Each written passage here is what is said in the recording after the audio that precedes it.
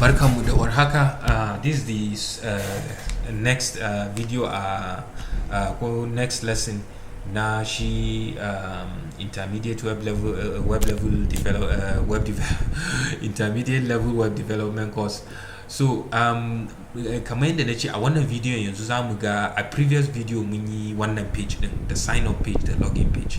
A wannan video we are going to show you how you will link up. Kun tuna mun riga mun yi server side din, back end din is fully functional. Yanzu we are going to link it up yanda idan user ya entering username da password din shi zai je ya hitting wannan endpoint din, and then it will let the user know. So to do that we're going to need a JavaScript, the JavaScript zami. So zami implementing the JavaScript, we'll go to our VS Code, mu bude in kun tuna there's something I forgot. Login page ba signup.js bane, login.js zami link it to. So JavaScript is log underscore in.js JavaScript JavaScript code din kenan, wato da zai linking wannan page din to. So don't forget ku canza na login. Na sign up is correct, mun riga mun setting din shi as signup.js.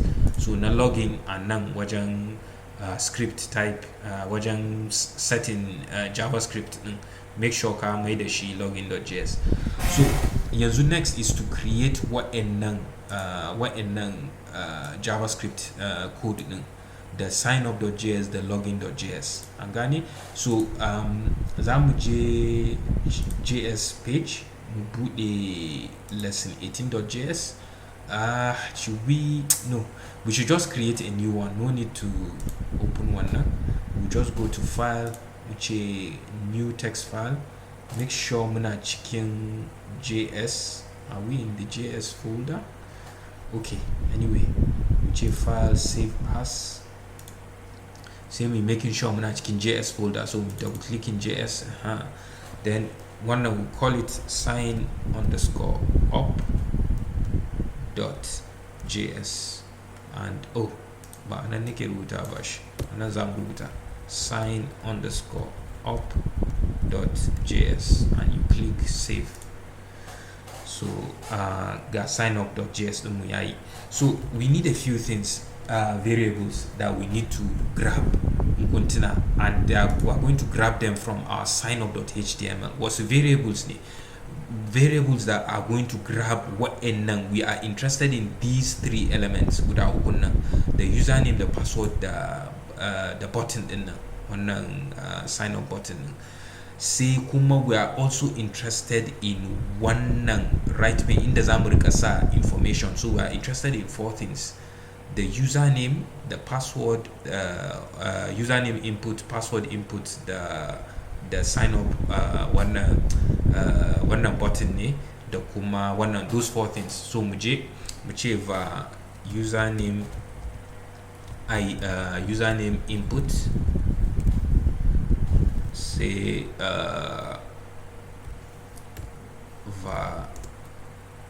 banda username wani ne ɗaya ma gana manta, password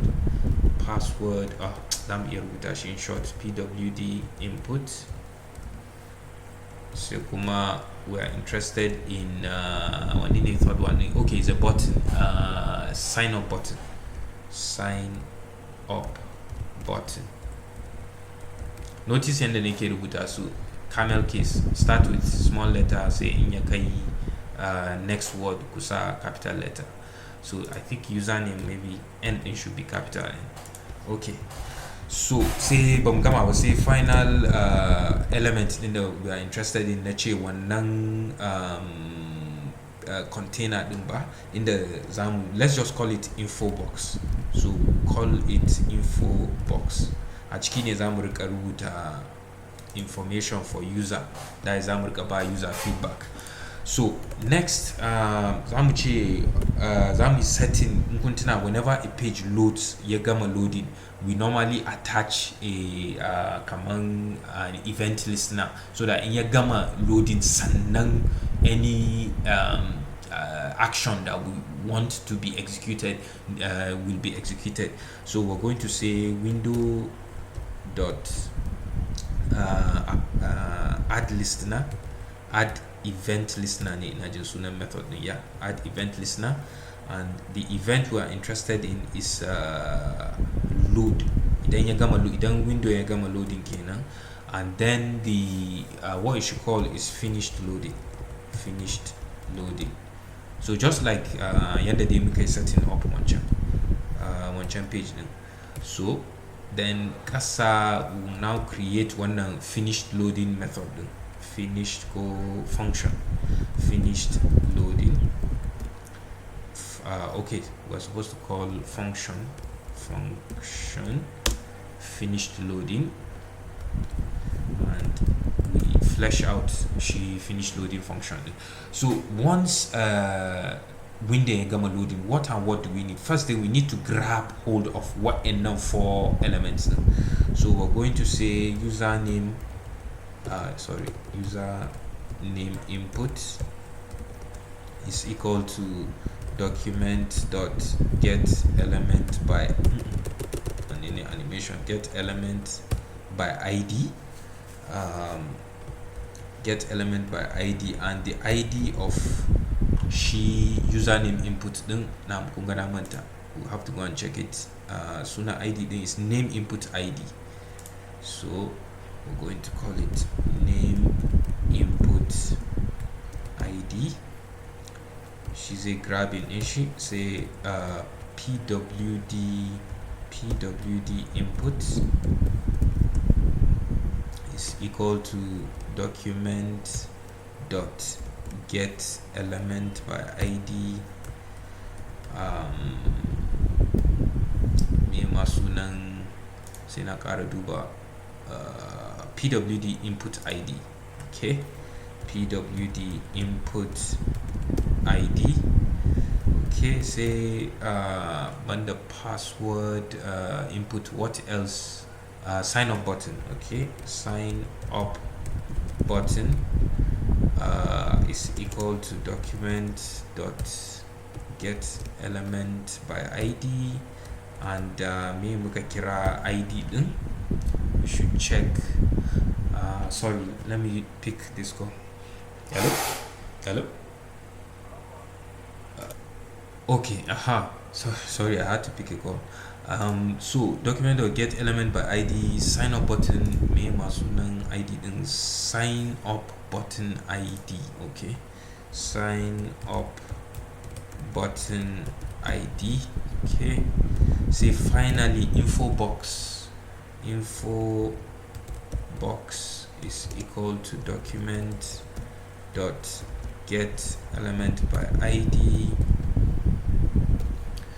Muje mu duba me id din container id sunan shi. This is what we are interested in. Wannan ciki ne zamu rika rubuta information to user, so call it container id ne sunan id din shi, so we'll call it container id haka. Okay, so mun gama grabbing duka elements din that we are interested in. The next thing is sign up button. Shima, we need to give it attach on click event listener issue. So we need to say sign up button dot append add event listener. Go add event listener. When the event we are interested in the click event, wato idan aka clicking button din, say comma say sunan function din that should be executed idan an yi clicking. So we'll just call it sign up as sunan function din sign up. Okay, sai mu zo kasa kuma we creating sign up function sign up wanda muka yi attaching din shi wannan function din. So gashi nan, sorry, small I ne, function sign up. Spelling in function ina is wrong, function. Okay, so sign up function. So yanzu idan remember page din nan idan mutum ya clicking sign up button, that is when we should attempt to take information in the filling, sai mu tura server side din, an gane. So there are a few things we need to do. First, we need to gather information din. daga user name input. So first dai mu ce var name ko mu ce username equals ko maybe let me write it in small letters duka. Username equals username input dot value. So whatever value abinda user ya filling a cikin nan shine zai zama username din. Sai va pwd password din kenan is equal to pwd input dot value. Gane? Say when you grabbing the two important information, next thing we need to put them a cikin form data. An gane? In kun tuna idan za mu yi sending kamar request, http request to shi server side din namu, we need to put it, sai mun yi creating wani form in kun tuna a yanda muka yi a last time. So za mu ce va form data is equal to new form data haka. Sai za mu filling shi form data din da wa'annan information. So za mu ce form data dot append. Yes, za mu appending first dai yawa yanzu index ko mu ce key din, the key that we are interested in is name. How do I know his name? In kun tuna muka zo program.cs, idan kuka je login sign up muke yanzu. In kuka je sign up, kalli this is where we are extracting information in from, the name, the pwd. An gane? So that corresponds to abinda muke sawa anan append din nan. It should be name, same sa shi username din da muka yi extracting, username haka. I don't know if I'm making sense. Say besides mun yi abin nan da, so it shouldn't be new. Mun yi shi previous one of those lessons. Na manta when, but we actually did this. Say form data dot append say pwd. Kun tuna mun duba is pwd, comma sai mu bada pwd. An gane? Password din kenan, wannan password din kenan shi muke bada ana, while wannan shine index da ke cikin program.cs. Okay, sai mun yi filling form data din. The next thing now, we need to send request din. In kun tuna da fetch method ake sending request ko fetch function tun da javascript ne. So we're going to call fetch. It takes first the URL in the where we want to fetch it, where we want to send the fetch request. URL is http localhost, sorry, that's in quotes,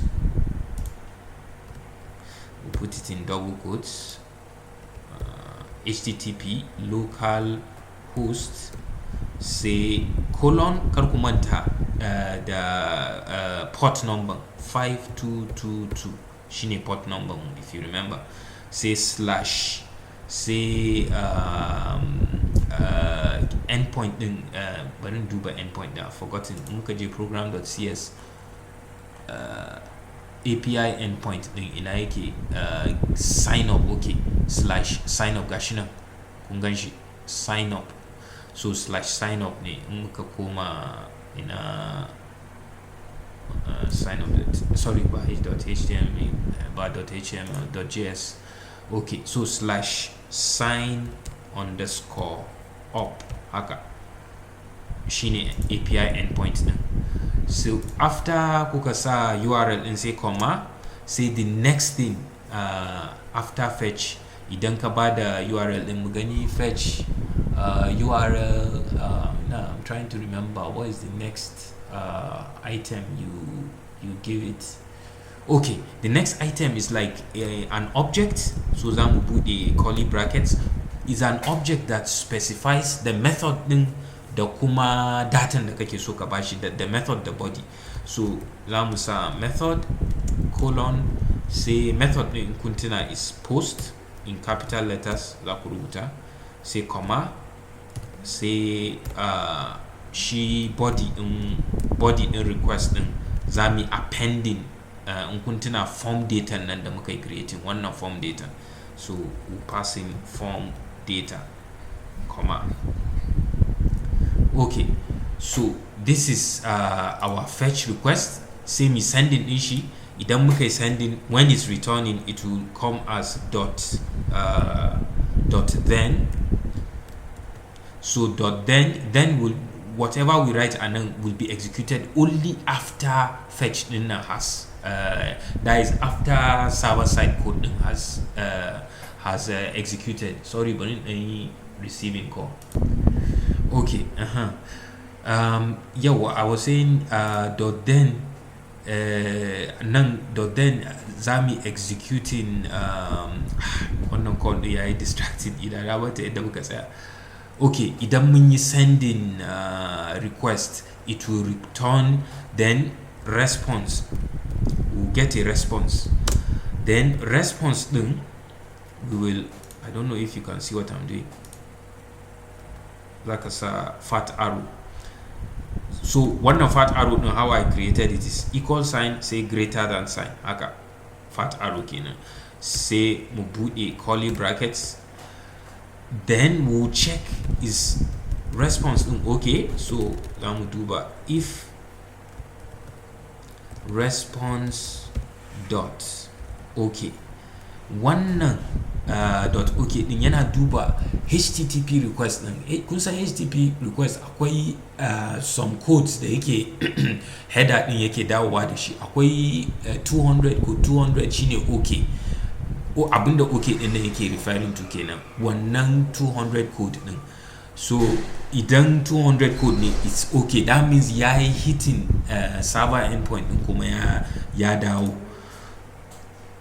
So daga nan, if it is okay, we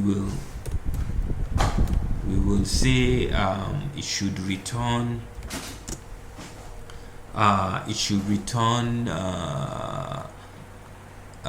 what are we interested in? This is sign up. Okay, we're interested in information in that is coming from successful sign up. It should tell us whether sign up was successful or not. So we're going to return she response as a JSON string. So return response dot JSON. Okay, sorry, maybe we shouldn't even put it in curly brackets. Then the one code in code, then the code there in code, one line of statement, so we can return it like that. Then and now kuma again we need to put another dot then. Why do we have an error on identifier expected? We're gonna fetch this comma this. Oh, okay, one full stop in it.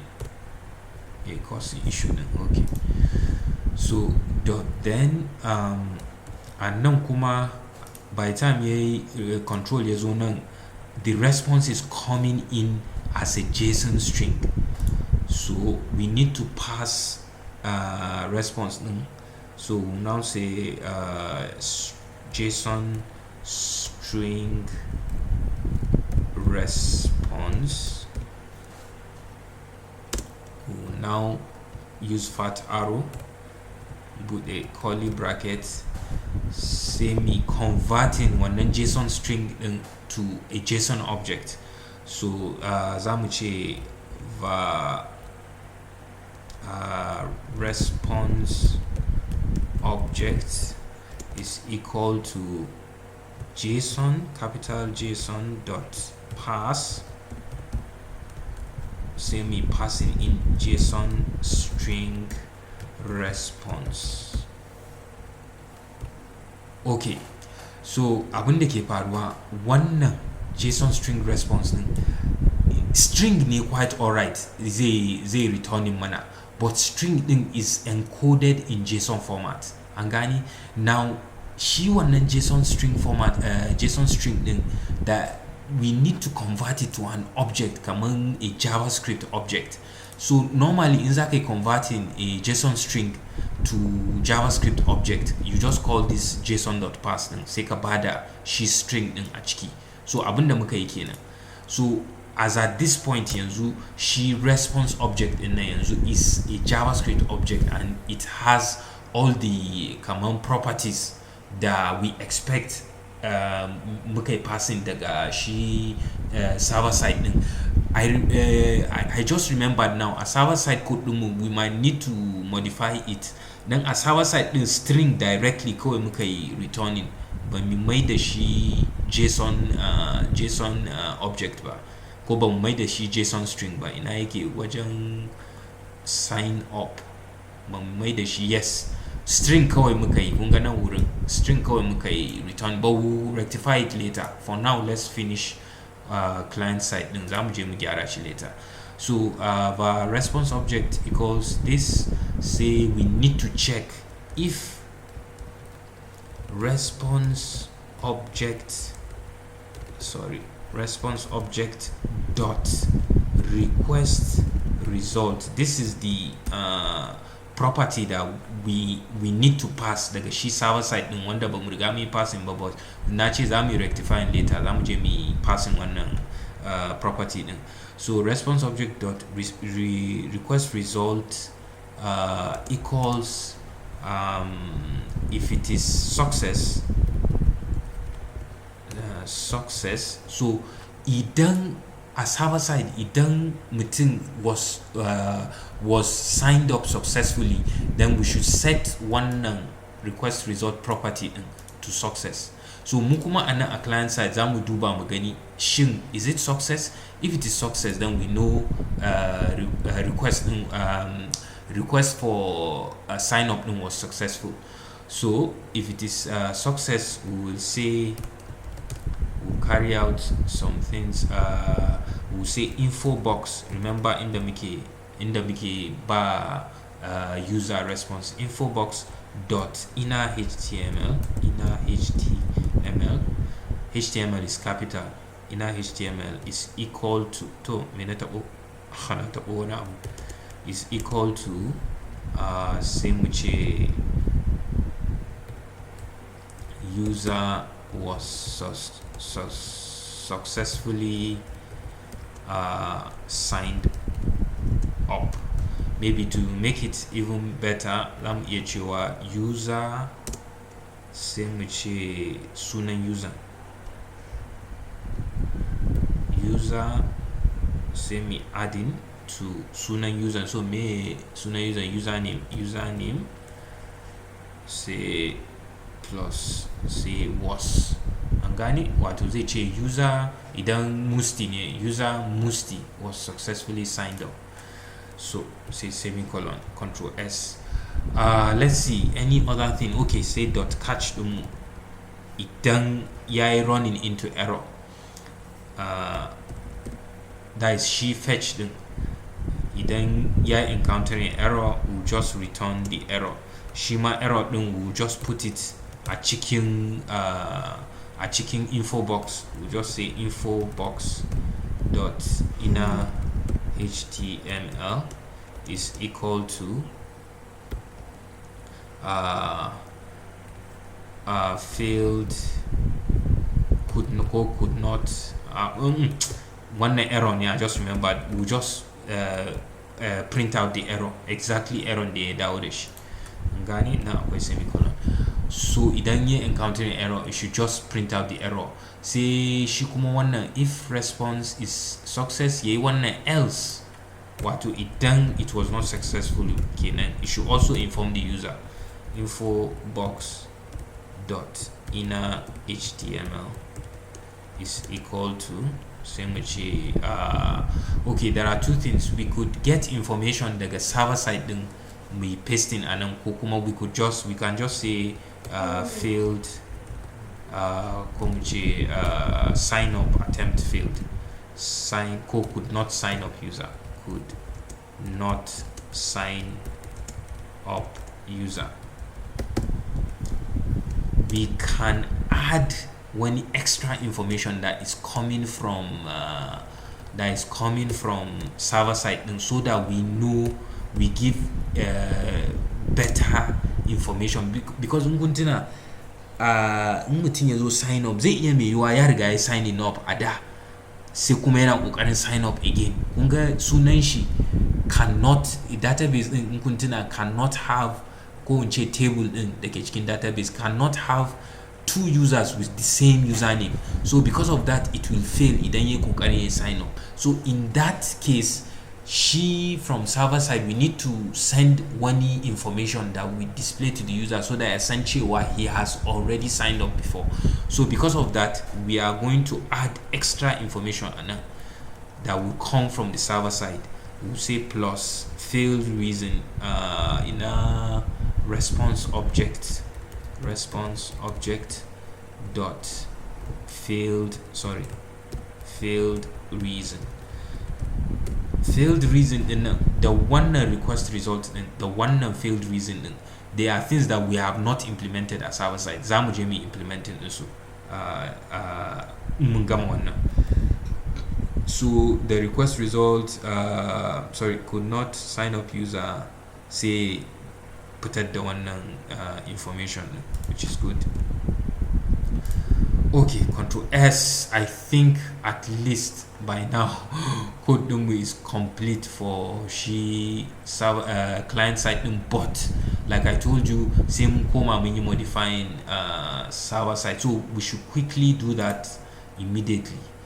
Muje server side in a sign up. Okay, sign up. And now there are two things we need to do. Wajang failed, whenever it fails, it should not just send one normal string. It should send, we need to send two things. So firstly, in fact, if then we should create a curly bracket because we are going to do more than one statement. So you should first of all, we need to create a new whichever response object is equal to semi creating response object. So akwai request result, akwai request result is equal to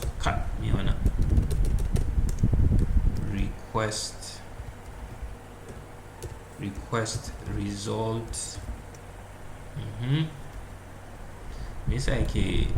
request result is equal to same which failed, and then because now failure ne kuntuna failed, say comma, say request result is equal to failed, say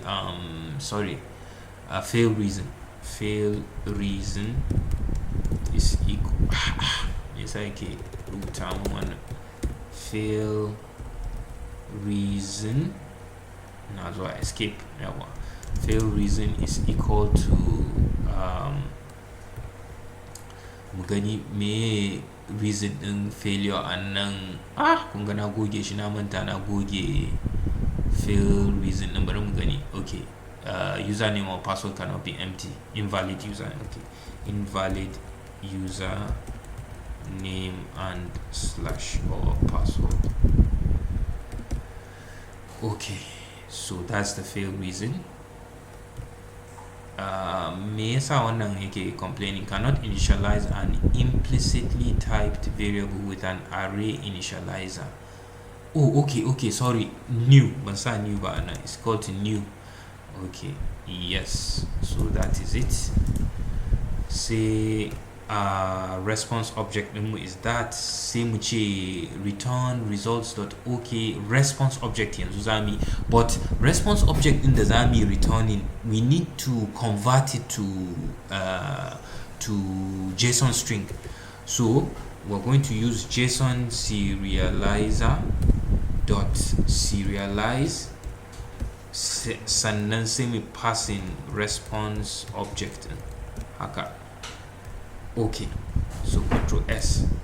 So kunga abun nan da muka yi anan, that is how we're supposed to be returning whenever we say return results dot okay, we should always be doing something like this rather than kaman anan yanda kawai muka yi passing wannan. So we'll just copy this da muka implementing, control C. So wannan shi kuma database error ne, so we'll just do the same thing and then control V. Say instead of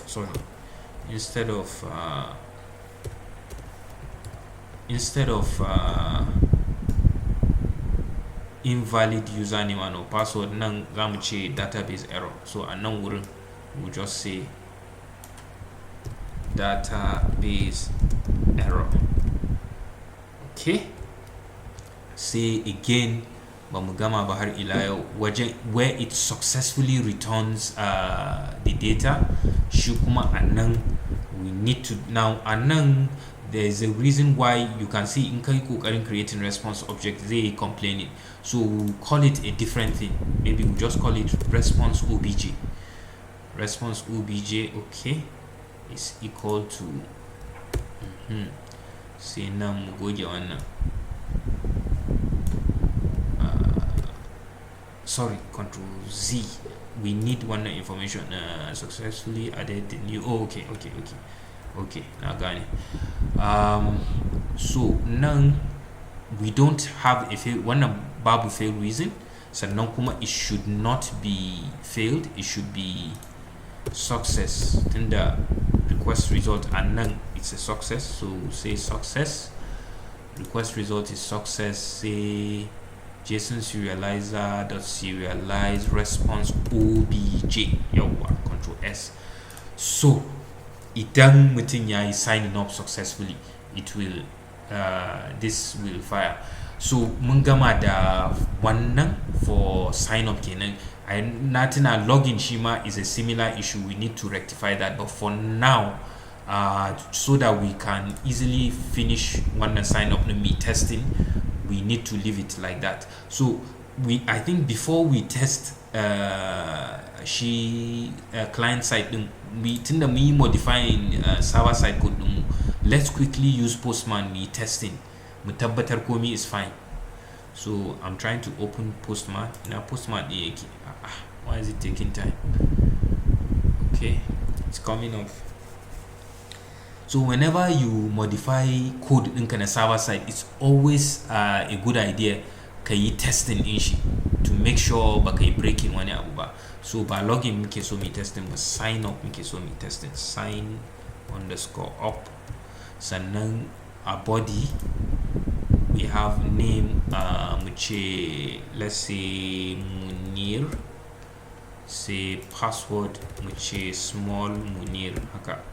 Say musa send mugani what happens. Successfully added new user Munir. Okay, because it's still using the old code, saboda ba mi stop him, so we need to stop. Control C, stop. Say me.net run. Okay, so now it's running the new code. Yanzu we can't use Munir again, we'll have to use something else. So the other guy adding one into database, so we use dodo for example. Same as password with small do send. So we shouldn't see yawa. So this is what we want. So you can see yanzu what you have is a JSON response, unlike normal text that okay the Mickey receiving that. Yanzu we are receiving a JSON response, which is what we want. You can see request result is success. So this is what we want, it is perfectly fine. Or we should test in case yayi failing, what does it look like? So idan muka ƙara kokarin signing up wannan dodo again, it should fail. Yawa, kun gani database error, which is fine. Request result is failed. So our code da muka yi tampering na server side is fine. We can now go ahead and be testing she client side gani ko everything is perfectly fine. So zamu je web page din, me refresh, we go to sign up, mu ce wani suna zamu use, mu ce Sambo, small letters, password din is Sambo. Musa sign up. User Sambo was successfully signed up. So you can see everything is fine. Idan muka je database din mu bude Debeaver. sai mu je mu duba database din, we should see all those new users da muka creating. Idan successfully muka gani, then fine, we know that mun gama da sign up na users. We will now start coding na login, but maybe in another video. So let's close this. Yawa, we can close. Oh, okay, yama bude. You can see that Munir da muka added azu ga Dodo ga Sambo, which we added just now. Wannan ne muka testing da shi client side in which worked. So another thing, we should also test mu tabbatar da idan mutum ya kokarin signing up when he has already signed up, it will not work. So for example, Sambo is already registered. Idan muka ƙara cewa sign up, so you can see reference error, info box is not the info box. Okay, there's a problem. I know the problem wajen spelling ne ina jin. So mu je code din mu je Javascript. So kun ga amfanin testing kenan. If not because we tested, we wouldn't have known. So you can see info box ya kamata rubuta ana info box. And you see, because of wannan catch error din da muka yi implementing, shi yasa easily muka ga wannan error din. Da ba mu implementing wannan ba, we wouldn't have known cewa wannan issue din existed. So Control S, so mu koma mu ƙara refresh, mu ƙara gwada Sambo mu ce S ko anything. We are trying to sign up. You can see could not sign up user undefined. That's another issue again, probably because could not sign up user response. Oh, okay, it's supposed to show failed reason. Okay, failed reason. It's supposed to pick failed reason muka kira shi ko failed reason. So let's make sure that is correct. Failed reason muka using anan. Mu duba shi program.cs, what did we call it? Aha, so kun ga issue din failed reason muka kira shi anan, while a can muna kokarin using failed reason. So we should go and change it to failed reason. Mu je signup.js, mu ce fail reason. So the same thing, the other code, it should be fail reason, not fail reason. Okay, that and then ne kawai muka using. So we need Control S to save. Mu koma me refresh again. So let's try to sign up. Yawa. So you can see could not sign up user, invalid username and or password, which is the correct. Is it invalid? Oh, okay, invalid. Yes, the gaske invalid. So let's say S. Musa sign up. Yawa, database error, because user is already signed up. So definitely is a hidden database error. So Zami is stopping and now mini implementing sign up na she on the client side, so a user can now fully sign up our website. Next, we are going to implement login in the next video. So we'll end this lecture.